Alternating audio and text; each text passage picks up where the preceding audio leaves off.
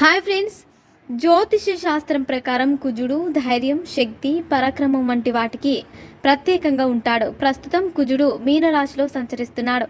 ఇప్పటికే అక్కడ రాహువు ఉన్నాడు. మీనరాశిలో రాహువు కుజుడు కలయిక వల్ల అంగారక యోగం ఏర్పడింది. జూన్ 1 వరకు ఈ యోగం కొనసాగుతుంది. ఇది రాశి చక్రంలోని మొత్తం 12 రాశుల వ్యక్తులను ప్రభావితం చేస్తుంది.